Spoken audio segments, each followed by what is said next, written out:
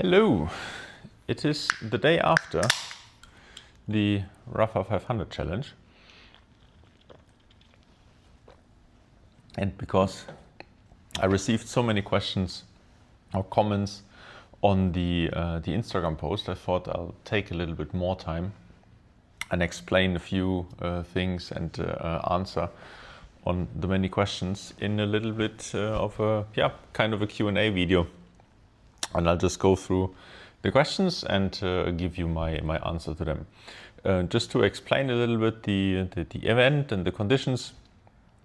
So I went to the Al Qudra loop, which is a 49.5 kilometer loop in Dubai, UAE. And there's like a coffee place, a food store called Zatz. So I parked my car there and I started at 4:30. And the plan was to ride around 13 hours and to stay, including breaks, under 14 hours. Because it was self-supported, so I didn't have an aid station or something to hand me out drinks. I knew that I was going to stop, I was going to change clothes, because also it was very cold in the morning, and then it got a bit warmer during the day.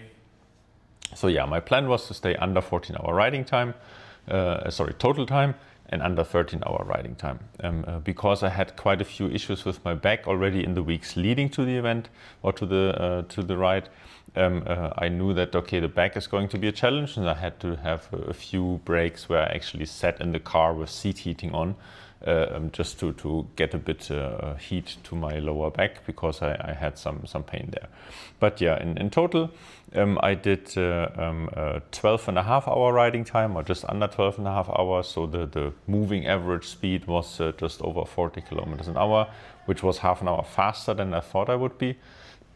Pardon. And the total time was, I think, just under 14 hours. So I stayed within my total goal, but the breaks were a little bit longer than expected.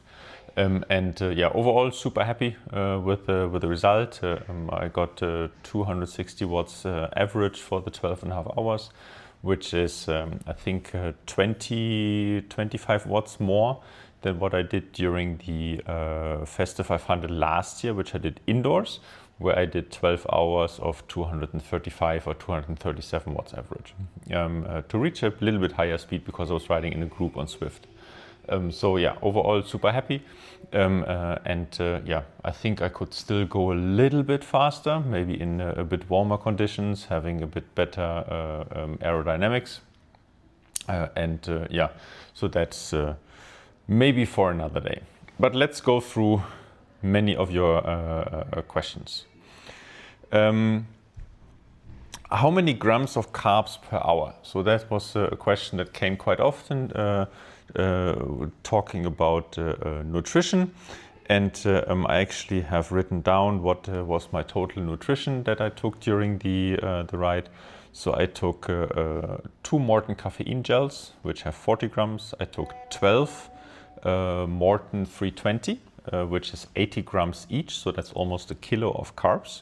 I had 2 Pocari Sweat pouches, which is 120 gram. I had 4 Red Bulls, which is 120 gram. I had 2 cans of Coke, which is 60 gram, a BLT sandwich from Spinace. So in total, 1,350 gram of carbs.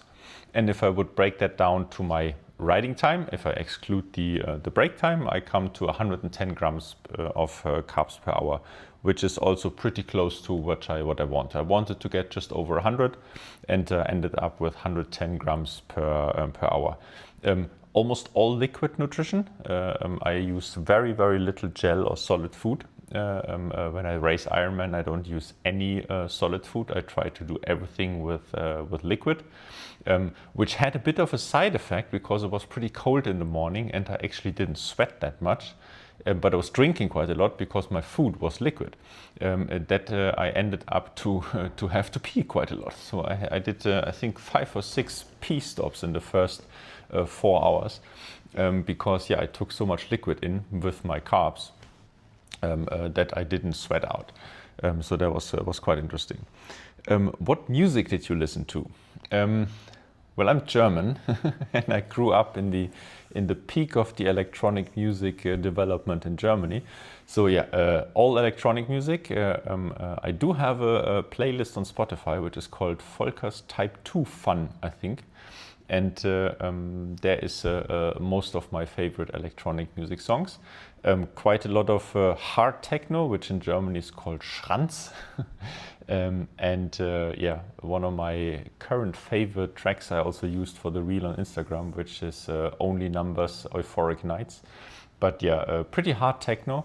It's something where I can relax to quite a lot. It's a bit counterintuitive, or yeah, could be strange, but yeah, the harder the music in electronic music, the better I can relax. How did you prepare? How did you get the confidence that you're able to hold this power for 12 hours?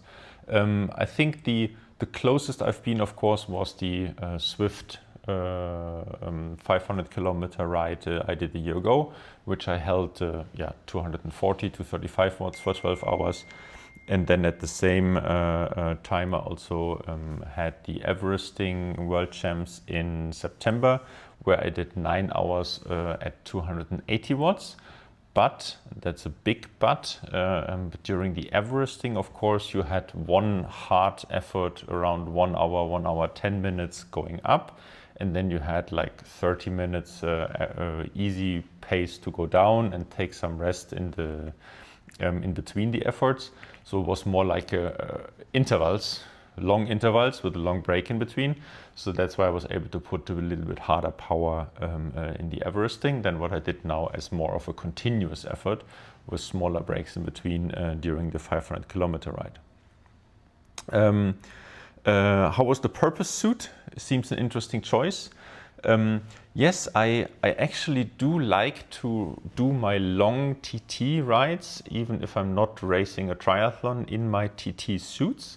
And I recently got the suit from Purpose for my T100 race, and I'm very happy with it. I like how it feels, and yeah, it's a suit I can recommend. It's good for me. Doesn't mean for everybody, but it works for me very well.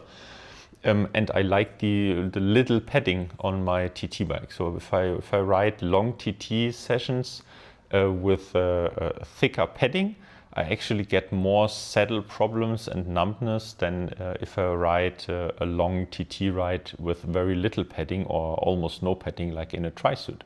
That's why I actually find the tri-suits or speed suits more comfortable for long rides. Than having a thicker padding where I get more problems with blood flow and saddle sores. Did you have a target pace? Not really. I ride a lot by feel, and of course I know from my rides and my tests and everything what is like my power that I can hold for how long. So I know for Ironman I hold around 275 to 80 watts. So that was also the pace that I started with. So the first hours I was riding around 275 watts. And then I knew that I would take it down a little bit towards the end, which is what I also did. So at the end I would say, no, I didn't have a target pace, but when I saw that after the first laps I was averaging over 40k an hour, around 40.6, 40.7, the thought grew in my mind that it would actually be pretty cool to have a 40 average on the moving time or the moving segment of the ride. So that became a little bit my target during the ride. Did you stop or take a break? Yes, of course. There was never the goal for me to ride non-stop. Which I maybe would do if I would do a proper 12-hour TT race. Then I would try to get my nutrition on the go and try to ride without stop. But I planned in before to actually stop.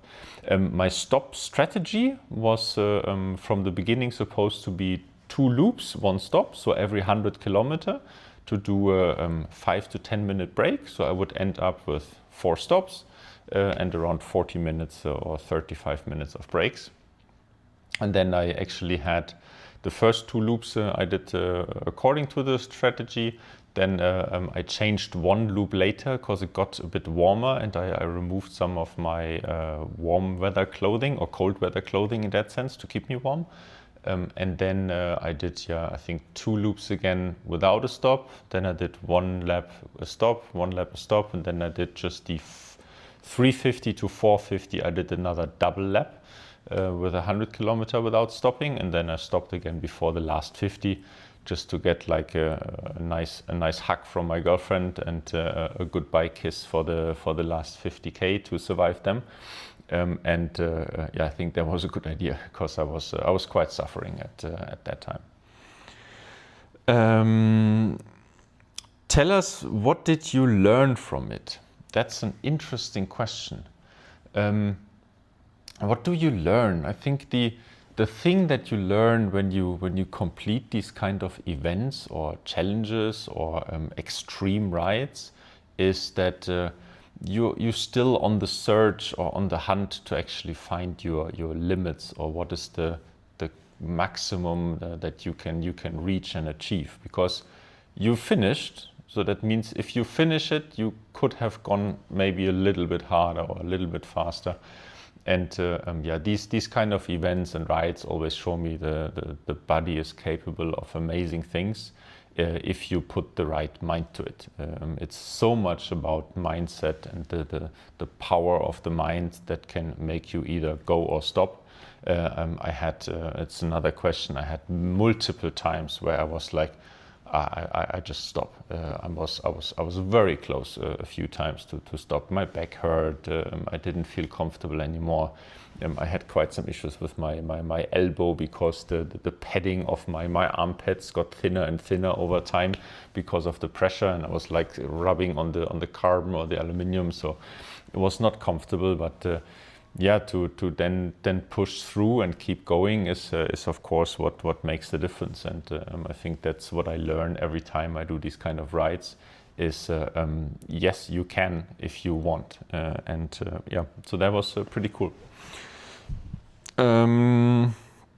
Calorie spent, yes, calorie spent is around 13,000, because at that power I burned around 1,000 calories per hour. Which is very difficult to, it's not difficult to calculate, because if you want to really understand your calorie spent, you just use 1 watt per hour multiplied by 3.4, and then you come to the total calorie burn. So at 260 watts, I burned close to 1,000 calories. So around 13,000 calories was the amount for that ride, which is a lot. It's almost a week's worth of food for normal people. How can you tell if you under or overhydrate for the 500 kilometers? I usually try to overhydrate. I would say for these long rides, if you never have to pee, you underhydrate, very likely.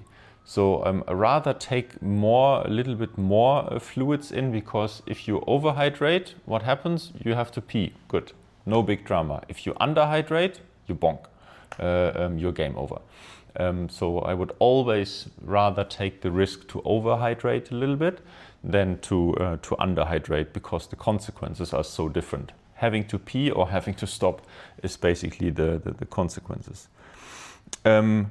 What goes on in your head during those rides? What are you thinking? That's a very, very interesting question, and it's always something that fascinates me looking back or thinking back about these events. Nothing. I don't think when I'm on the bike. It's very, very rarely that I have some specific thoughts or I reflect on something. No, I just switch off completely when I do these long endurance rides, and I just sit back, enjoy, and feel my body on the bike and listen to music or the nature and the sound of the wind around me, and experience the environment, but no thoughts, which is maybe a reason why I also like these endurance challenges, because for me it's almost like meditation. I can completely switch off. Did you think about switching to your road bike and any back pain you experienced? So yes, back pain was there, but it was already there before I started the ride. So I wouldn't take it too much onto the ride that I got a lot of back pain from it, because I had it already before, and it get a bit worse, of course, when being in the TT position for so long. Did I think about switching to the road bike? Yes, quite a few times, but then every time I just got like out of the aero bars onto the base bar, I lost like 3 kilometers an hour of speed. And I was like, damn it. I really would like to enjoy like a nice lap on the road bike for comfort, but I knew that I was going to lose 3-4 kilometers an hour of speed. And then of course the target of hitting these the 40 kilometers an hour would have been a bit of a challenge. So yes, I really wanted to go for a ride on the road bike or one lap, but then because of the concern of dropping so much in speed, I really tried to push through and keep on the TT bike. What else do we have? Is it easier or harder than your last year's indoors? I found it harder than indoors. I think indoors it's much easier to switch a bit the position, to go a bit out of the saddle. You're in your temperature controlled environment depending on where you are, but it's like a constant temperature. You don't need to worry about changing clothes and so on, and wind and crosswinds. So yeah, I find outdoors definitely harder than indoors, even if some people say, oh, riding indoors harder, but I think it's also again more maybe a mental thing. No, I think indoors definitely easier than outdoors, considering the same power output. What else do we have? How did you feel after finishing? Game over, just pretty empty, emotionally, physically, happy in some way, but also just a sense of emptiness and relief that it's over. It's only like a day after or 2 days after that I reflect a little bit on the challenge, and then I feel pretty awesome that I've done it. But at the moment when you finish, you're just done, finished. Not the same feeling like if you run through a race finishing banner and then something. I was just pretty empty at the end.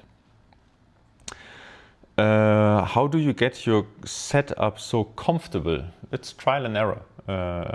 Play around a lot in your stack height, on the angles of the bars and everything. I changed my setups a lot, saddle position, saddle angles. I did do a bike fitting many years ago, but I don't think I've kept anything like it was during the fitting. It's a lot of trial and error. You can't expect that you go somewhere and the fitter switches your position and suddenly you're comfortable for a 12-hour ride at hard power. Trial and error, I think, is a good way to get that worked. Harder or easier than your Everesting? Also a good question. Very different. I think overall I found it harder because of the position. So to keep the TT position for 12.5 hours was rough. The Everesting was harder from the power output for each climb that I did for the World Champs, but the total, I think the total effort was harder now for the 500 kilometer ride, and just because you have to stay so dialed in the position for aerodynamic purposes. I think the 500 kilometer ride now was harder than the Everesting. What are you going to do for recovery? Well, tomorrow I have my Chillax Chains rides, which is an easy ride which I do since 1 year every Monday evening here in Dubai with a few people, and that is going to happen. I don't know how my legs will feel tomorrow, but yeah, I will do, I would say, maybe 3-4 days of very little riding and maybe mostly easy riding. And then let's see, I've signed up for a duathlon next Sunday, but it's not 100% sure if I will do that one. I think 3-4 days of easy spinning, and then just see how the legs feel, and I should be fine. And I think that has answered most of the questions. If there is any more questions, of course, just let me know either in the comments here in the video or in the Instagram reel. But I hope I could answer most of your questions. And if there's anything else, let me know. If not, a happy new year, because now it's already the 27th of December. Yeah, I wish you all the best for 2026. Lots of exciting things planned and challenges upcoming, and events and races. And yeah, I think one thing that I have a big plan for next year is to target the sub 9 again for Ironman, after doing 9 hours and 2 minutes in Challenge Roth last year. I think I'll give it another crack in 2026 and try to find a nice fast race and see if I can finally hit that magic 8:59 in Ironman. See you guys, and all the best. Thanks for watching, and bye bye.